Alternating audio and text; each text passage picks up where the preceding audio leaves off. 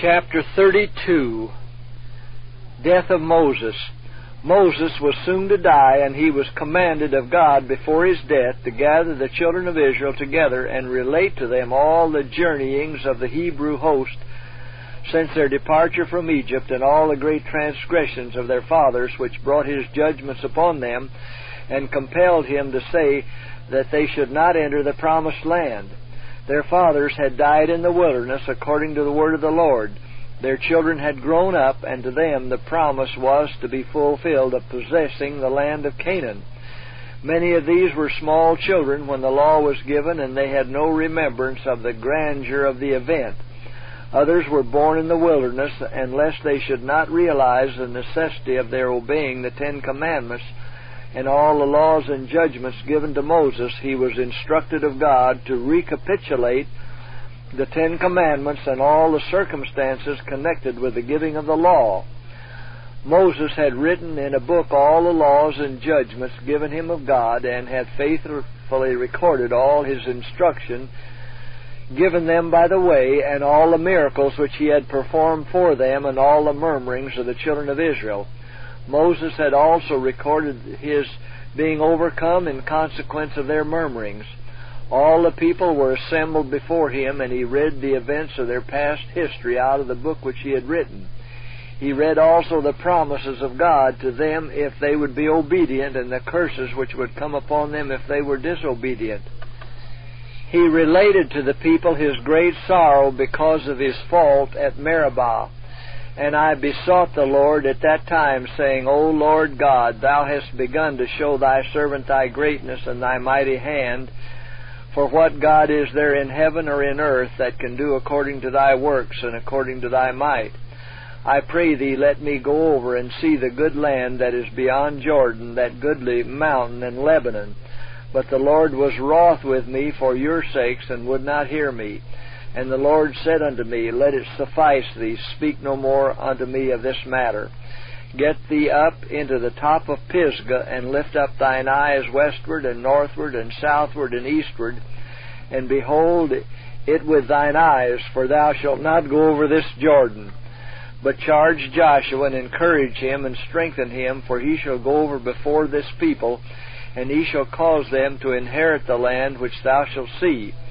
Now therefore hearken, O Israel, unto the statutes and unto the judgments which I teach you, for to do them, that ye may live, and go in and possess the land which the Lord God of your fathers giveth you. Ye shall not add unto the word which I command you, neither shall ye diminish aught from it, that ye may keep the commandments of the Lord your God which I command you. Moses told them that for their rebellion the Lord had several times purposed to destroy them, but he had interceded for them so earnestly that God had graciously spared them. He reminded them of the miracle which the Lord did unto Pharaoh and all the land of Egypt. He said to them, But your eyes have seen all the great acts of the Lord which he did.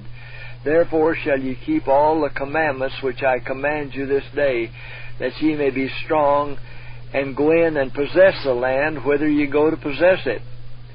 Moses especially warned the children of Israel against being seduced into idolatry.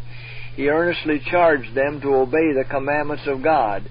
If they would prove obedient and love the Lord and serve him with their undivided affections, he would give them rain in due season and cause their vegetation to flourish and increase their cattle.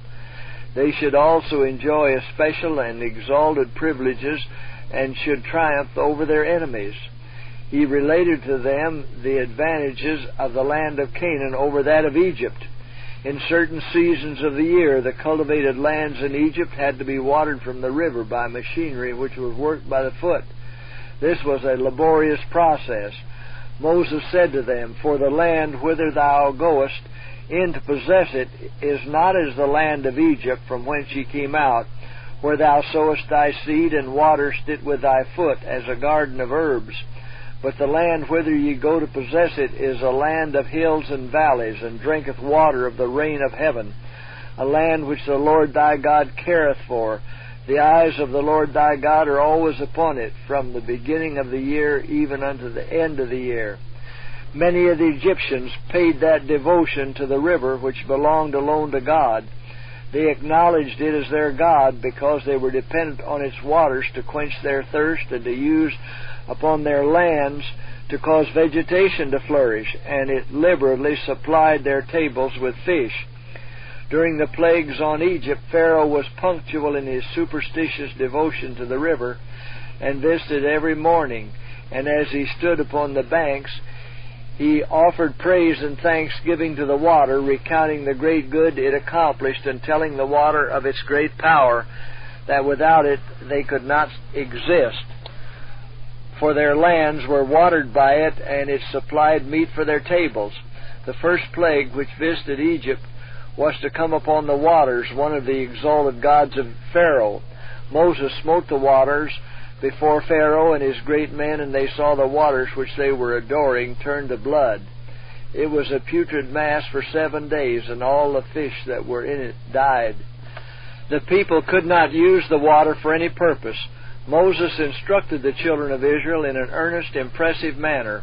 He knew that it was his last opportunity to address them.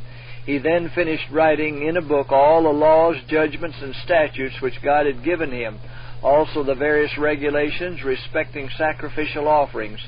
He placed the book in the hands of men in the sacred office and requested that for safekeeping it should be put in the side of the ark, for God's care was continually upon that sacred chest. This book of Moses was to be preserved, that the judges of Israel might refer to it if any case should come up to make it necessary. And erring people often understand God's requirements to suit their own case. Therefore, the book of Moses was preserved in a most sacred place for future reference. Moses closed his last instructions to the people by a most powerful prophetic address. It was pathetic and eloquent. By inspiration of God, he blessed separately the tribes of Israel. In his closing words, he dwelt largely upon the majesty of God and the excellency of Israel, which would ever continue if they would obey God and take hold of his strength. He said to them, "There is none like unto the God of Jeshurun, who rideth upon the heaven in thy help, and in his excellency on the sky. The eternal God is thy refuge, and underneath are the everlasting arms. And he shall thrust out the enemy from before thee, and shall say, Destroy them. Israel then shall dwell in safety alone. The fountain of Jacob shall be upon a land of corn and wine. Also his heaven shall drop down dew. Happy art thou, O Israel. Who is like unto thee, O people saved by the Lord, the shield of thy help, and who is the sword of thy excellency? And thine enemies shall be found liars unto thee, and thou shalt tread upon their high places." Joshua was selected of God to be Moses' successor in leading the Hebrew host to the promised land. He was most solemnly consecrated to the future important work of leading as a faithful shepherd the people of Israel. And Joshua, the son of Nun, was full of the spirit of wisdom, for Moses had laid his hands upon him. And the children of Israel hearkened unto him, and did as the Lord commanded Moses. And he gave Joshua charge before all the congregation of Israel, Be strong and of a good courage, for thou shalt bring the children of Israel unto the land which I swear unto them, and I will be with thee. He spoke to Joshua in God's stead. He also had the elders and officers of the tribes gathered before him, and he solemnly charged them to deal justly and righteously in their religious offices, and to faithfully obey all the instructions he had given them from God. He called heaven and earth to record against them, that if they should depart from God and transgress his commandments, he was clear, for he had faithfully instructed and warned them. And Moses went up from the plains of Moab unto the mountain of Nebo to the top of Pisgah, that is over against Jericho, and the Lord showed him all the land of Gilead unto Dan, and all Naphtali, and the land of Ephraim and Manasseh, and all the land of Judah unto the utmost sea, and the south, and the plain of the valley of Jericho, the city of palm trees unto Zoar. And the Lord said unto him, This is the land which I swear unto Abraham, unto Isaac, and unto Jacob, saying, I will give it unto thy seed. I have caused thee to see it with thine eyes, but thou shalt not go over thither. So Moses, a servant of the Lord, died there in the land of Moab, according to the word of the Lord. And he buried him in a valley in the land of Moab, over against Beth Peor, and no man knoweth of his sepulchre unto this day. And Moses was 120 years old when he died. His eye was not dim, nor his natural force abated. Moses ascended to Pisgah, the highest prominence of the mountain which he could attain, and there his clear and undimmed eyes viewed the land, the promised home of Israel. God opened before his sight the whole land of Canaan. He there in the mount fully realized the rich blessings Israel would enjoy if they would faithfully obey the commandments of God. It was not the will of God that anyone should go up with Moses to the top of Pisgah. There he stood upon a high prominence upon Pisgah's top, in the presence of God and heavenly angels. After he had viewed Canaan to his satisfaction, he lay down like a tired warrior to rest. Sleep came upon him, but it was the sleep of death. Angels took his body and buried it in the valley. The Israelites could never find the place where he was buried. His secret burial was to prevent the people from sinning against the Lord by committing idolatry over his body. Moses had accomplished much for Israel. In all his instructions to them could be seen justice, intelligence, and purity. The life of Moses was marked with supreme love to God. His piety, humility, and forbearance gave him influence with the host of Israel. His zeal and faith in God were greater than those of any other man upon the earth. He had often addressed his people in words of stirring eloquence. No one knew better than he how to move the affections of the people. He conducted all matters connected with the religious interests of the people with great wisdom. Satan exulted that he had succeeded in causing Moses to sin against God. For this transgression Moses came under the dominion of death.